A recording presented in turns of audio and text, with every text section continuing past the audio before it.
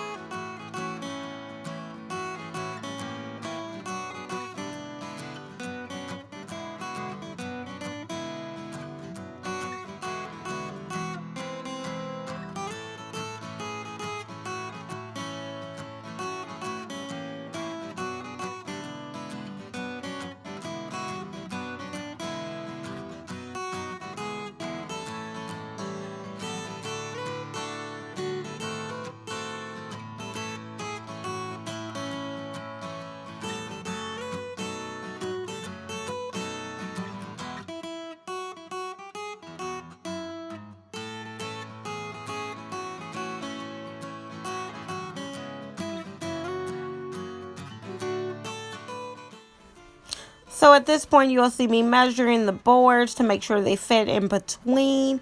And so they fit perfectly in between there.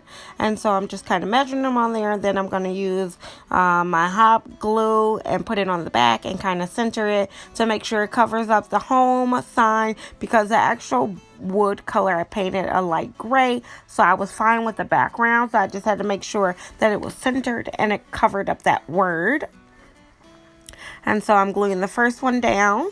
And both of these did come from the DT again. They were just $1 each. I myself like bigger signs rather than a whole bunch of small signs. So this worked out perfect, just gluing them on top of this. So I put a lot of glue on it. And then just flipped it over, put it in place. And I just push down, let the glue dry. And then the next thing I needed to work on was covering up the holes that had the twine in it. And so I'm going to be making some bows. You'll see here in a minute.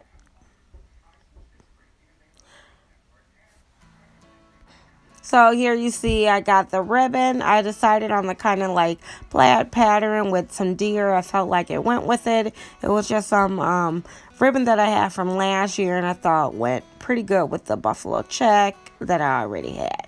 So I'm using that ribbon, making a small bow. Sorry that it's a little bit off camera, but I'm just doing like a double bow or a regular bow. I cut the ends, and there you see the bow. Kind of moving it around, playing with it to get it like I like. And I wanted them to match the bottom bow and the top, so I had to make them around the same size. And then I'm just going to glue that in place to cover up the hole. And I'm going to do the same thing to the top one.